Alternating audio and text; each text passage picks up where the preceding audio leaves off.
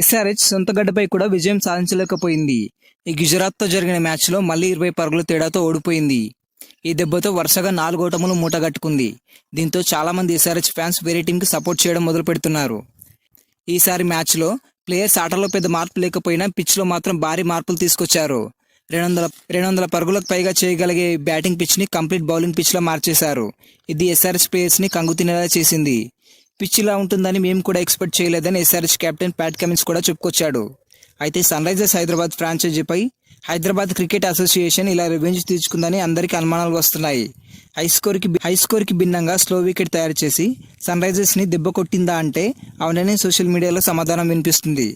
గుజరాత్ టైటాన్స్తో ఆదివారం ఉప్పల్ వేదికగా జరిగిన మ్యాచ్లో సమిష్టిగా విఫలమైన సన్ రైజర్స్ హైదరాబాద్ 7 వికెట్ల తేడాతో ఓడిపోయింది. ఈ మ్యాచ్ కోసం తయారు చేసిన స్లో వికెట్ని చూసి క్రికెట్ అభిమానులతో పాటు విశ్లేషకులు, కామెంటేటర్లు కూడా షాక్ అయిపోయారు.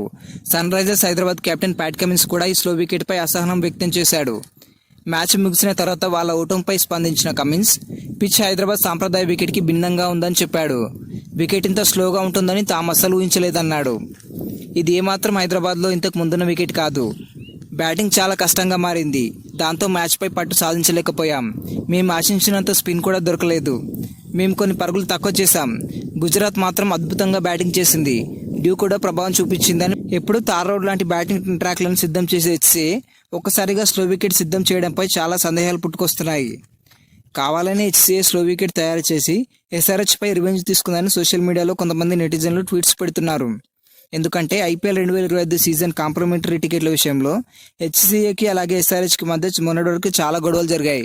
ఫ్రీ పాస్ల విషయంలో హెచ్సీఏ తమను బెదిరిస్తుందని, ఇబ్బంది పెడుతుందని సన్ రైజర్స్ మేనేజ్మెంట్ హెచ్సీఏపై మెయిల్ చేయడం, అది బయటకు రావడం తీవ్ర కలకలం రేపింది. ఇందులో సీఎం రేవంత్ రెడ్డి జోక్యం చేసుకుని విజిలెన్స్ విచారణకు ఆదేశించేంత వరకు గొడవ వెళ్ళింది.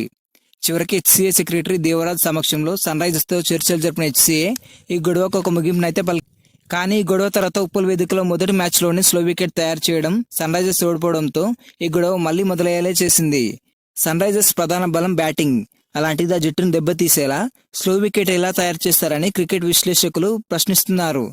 ఇలా సన్ రైజర్స్కి హోమ్ అడ్వాంటేజ్ లేకుండా చేశారని ఆరోపిస్తున్నారు. ఇదిలా ఉంటే ఇంపాక్ట్ ప్లేయర్గా సిమర్జీత్ని తీసుకోవడంతో అందరూ ఎస్ఆర్హెచ్ మేనేజ్మెంట్పై దుమ్మెత్తిపోస్తున్నారు. ఎస్ఆర్హెచ్కి చిప్పు దొబ్బింది. ఫ్యాన్స్ అంతా వద్దు అంటున్నా పదే అతన్ని తీసుకొని ఆడిస్తున్నారు అని ఫైర్ అవుతున్నారు. ఫ్యాన్స్ ఇలా తిట్టడంలో తప్పలేదు. ఎందుకంటే మొదటి మ్యాచ్లో 2 వికెట్లు తీసిన సిమర్జీత్ ఆ తర్వాత ఒక వికెట్గా అతడు వచ్చాడంటే ఎవరికి 16 పరుగులు ఇచ్చేస్తాడు.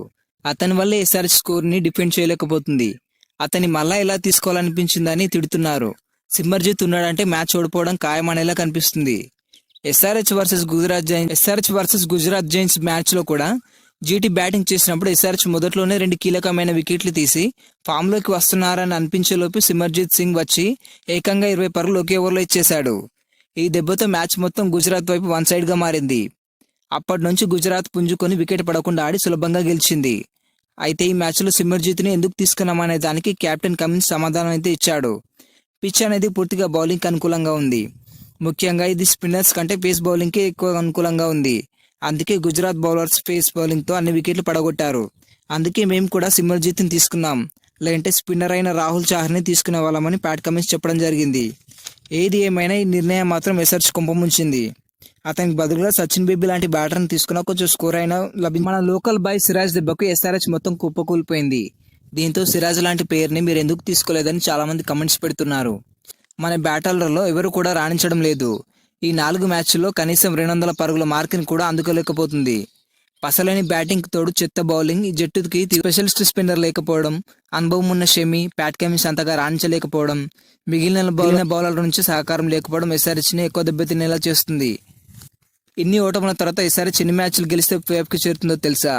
ఈ సీజన్లో ఎస్ఆర్హెచ్కి ఇంకా 9 మ్యాచ్లే మిగిలి ఉన్నాయి. రన్ రేట్తో సంబంధం లేకుండా ప్లేఆఫ్స్కి చేరాలంటే ఎస్ఆర్హెచ్ ఇంకా 8 మ్యాచ్ల్లో విజయం సాధించాలి. అప్పుడే 9 విజయాలతో 18 పాయింట్లతో ప్లేఆఫ్కి వెళ్తుంది. ఒకవేళ ఈ 9 మ్యాచ్ల్లో ఏ 2 మ్యాచ్లు ఓడినా ఎస్ఆర్హెచ్ ప్లేఆఫ్కి చేరదు. దీనికి తోడు ఎస్ఆర్హెచ్ రన్ రేట్ కూడా దారుణంగా పడిపోతుంది. ఇవన్నీ సాధ్యం కావాలంటే ఎస్ఆర్హెచ్ బ్యాటర్లలో కనీసం 4 మంచి ఫామ్లోకి రావాలి. కానీ ఇది జరిగేలా కనిపించడం లేదు. ఈ సీజన్లో ఎస్ఆర్హెచ్కి అస్సలు కలిసి రావడం లేదు. కాబట్టి త్వరలోనే ఎస్ఆర్హెచ్ దుకాణం సర్దేయడం ఖాయంగా ఉంది. ఇవన్నీ చాలా అన్నట్టు ఎస్ఆర్హెచ్కి మరో ఎదురు దెబ్బ తగిలింది. ఎస్ఆర్హెచ్ బౌలర్లలో కీలక బౌలర్ అయిన హర్షల్ పటేల్ గాయం కారణంగా ఇంజూర్ అయ్యాడు. అంతో ఇంతో ఎస్ఆర్హెచ్లో రన్స్ ఆపగలిగే ఏకైక బౌలర్ కూడా ఇతనే. కాబట్టి ఇప్పటి నుంచి ఎస్ఆర్హెచ్ డిఫెండ్ చేయడంలో కూడా మరింత ఇబ్బంది పడబోతుంది. హర్షల్ పటేల్ ఇంజూర్ అవడంతో అతని ప్లేస్లో ఉనాద్ కట్ని ప్లేయింగ్ లెవెన్లోకి తీసుకొచ్చారు. ఎస్ఆర్హెచ్ తర్వాత మ్యాచ్ కూడా హైదరాబాద్లోనే ఉంది. అది కూడా స్ట్రాంగ్ టీం అయిన పంజాబ్ కింగ్స్తో. ఈ మ్యాచ్లో అయినా ఎస్ఆర్హెచ్ గెలుస్తుందా లేదో కమెంట్ చేయండి. ఈ వీడియో మీకు నచ్చినట్లయితే లైక్ చేయండి. మరిన్ని అప్డేట్స్ కోసం మన ఛానల్ని సబ్స్క్రైబ్ చేసుకోండి.